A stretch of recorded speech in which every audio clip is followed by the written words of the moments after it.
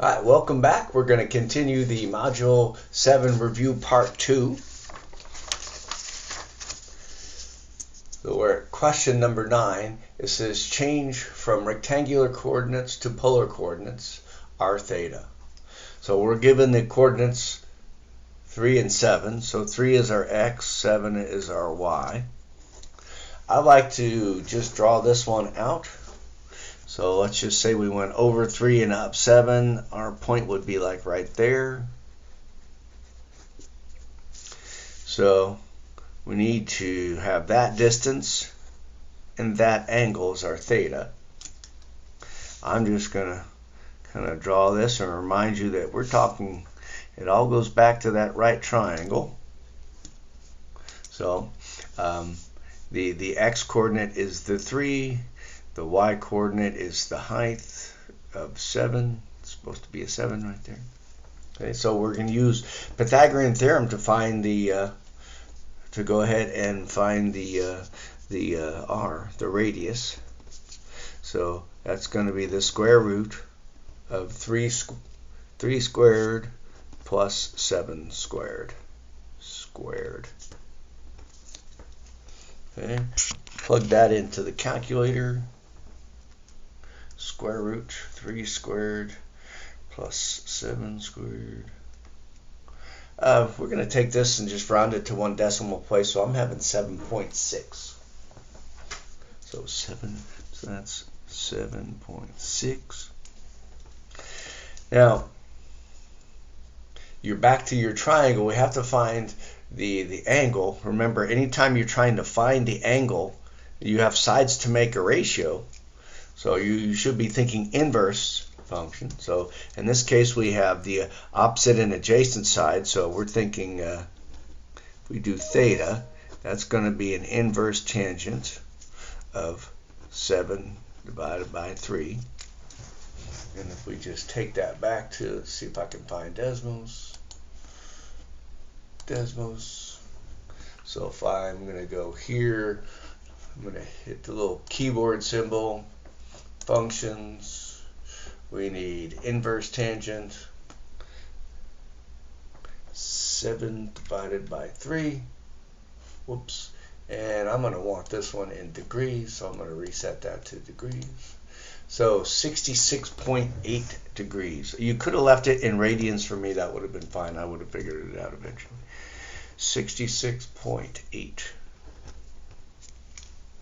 Alright. Go back here.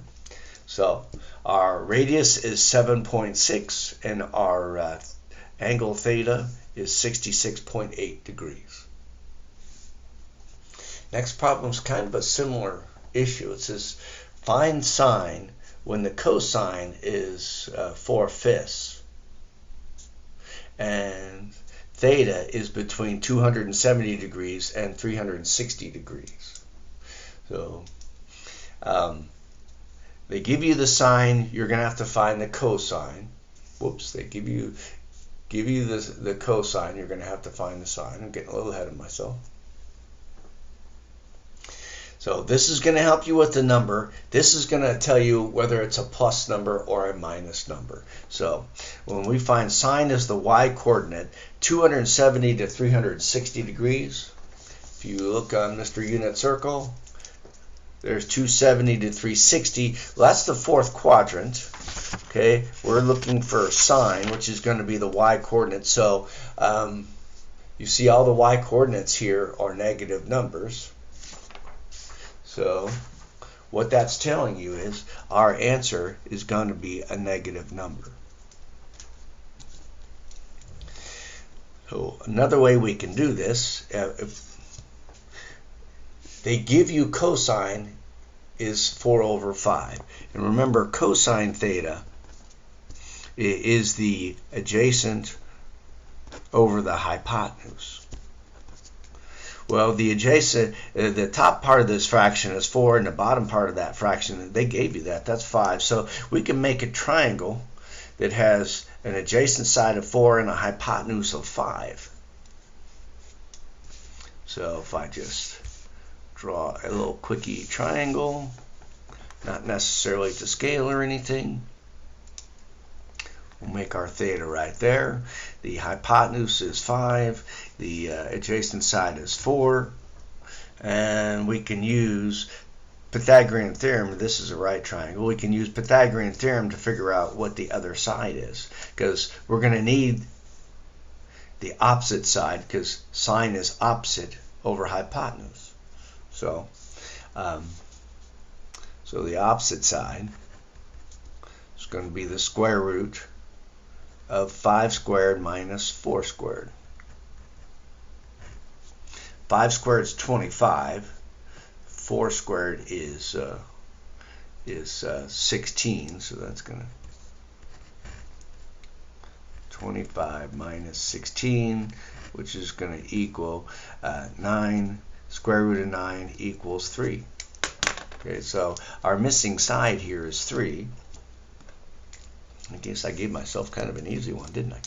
So now we need to find the sine of theta. We're going to remember over here that we determined it was going to be a negative number because it's in the fourth quadrant. And then we need the opposite side is 3, and the hypotenuse is 5. That's a 5. I didn't leave myself a lot of room in this, did I? So this next problem is similar but reverse. So here we're given sine and we want the cosine, and our angle theta is greater than 180 but less than 270. So when you see this compound inequality, our theta is in between these two numbers, 180 and 270. So there's 180 degrees, there's 270 degrees. This is the third quadrant, and notice both x and y are negative. So we want the cosine. The cosine is the x, and so what this is telling us is, one more time, the answer is going to be a negative number, and we just have to find the scalar of that. Let's see here. If we do the same thing and kind of draw another triangle, this is where having a little extra paper when you take this test is kind of helpful. So I'm not going to worry about the sine. Okay. I'm just going to use the 6 and the 11, and we're going to remember that sine of theta is opposite over hypotenuse. In this case, it's 6 over 11. So if I start labeling things here, if I give this, that's my theta, the opposite side would be 6, the hypotenuse would be 11. I'll do a little writing there. So we have to find this other guy here. So we're going to use Pythagorean theorem. We're going to say we're trying to find the adjacent side. So the adjacent side is going to be the square root of the hypotenuse squared minus the other leg squared. Plain old Pythagorean theorem. So I'm going to get my calculator out here. 11 squared minus 6 squared. That's going to be 85. So that's the square root of 85. I don't think that can be simplified, so I'm just going to leave that as radical 85. Now, we need to find the cosine of theta, and we already remember that. Okay, hopefully that's in focus.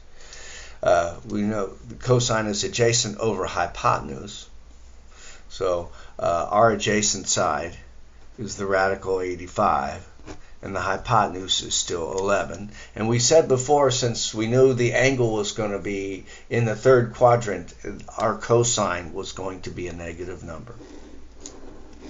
Don't forget that sign. Alrighty, for number 12, let's go over here. For number 12, it says write a cosine equation that represents the graph below. So I'm going to have y equals cosine x. I'm going to make the x big. Okay. Our a, we could just go straight down the alphabet here. The top is at 3. The bottom is at -3. So the distance from the center to the top or the center to the bottom is our amplitude, which is going to be 3. So let's go ahead and just write. We know that a is going to be 3. Now b, if I start, I'm going to put this vertical line at 0 and this vertical line at 2 pi. Now, this one on the y-axis, it started up top. That's why I went with cosine first. I guess I didn't. Well, it says write a cosine equation too. So if you see this, it starts at the top, so it makes sense that it's a cosine equation. So b is the number of full cycles in 2 pi. So we have a cosine. We go down and up. That's 1 cycle. Down and up. That's 2 cycle. So the b goes right there. Now, get rid of this real quick. If you notice right there at the top, the cosine starting right on the y-axis, there doesn't, sorry about that, doesn't appear to be any phase shift. And then the center line of this thing is right on the x-axis. You see that that's in the middle from the top to the bottom, so that tells you there's no vertical shift. So our answer for number 12 is y equals 3 cosine 2x. Now it says using the same graph from problem 12, write a sine equation. Let's go down here. Okay, this is not cooperating.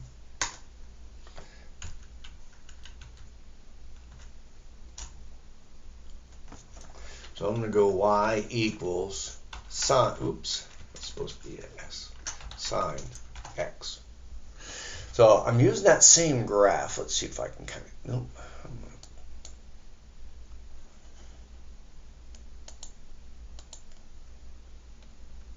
There we go. Yep, I'm just, no, maybe we'll make it perfect. Alright, Ski. We're going to play pretty much the same game. You already know that the amplitude's 3. I'm not going to worry about that. You know that there's two full cycles in 2 pi, so the b is going to be the same. We're looking at the same.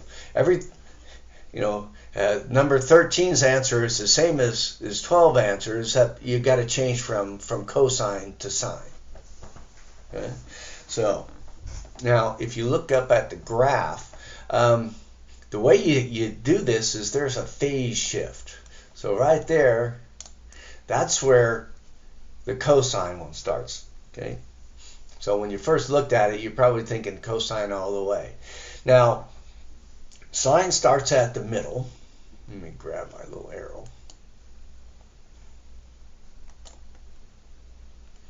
So I'd be looking in the middle somehow. Now I have a couple options. I could start right there afterwards, or after the cosine, or I could start to the left of the cosine. I call that before the cosine. So right here on the right side, when you start, you're going down, and when the normal sine starts going up. So we're gonna start at this point for the sine. Okay, and let's see. I gotta get rid of that little guy. There we go.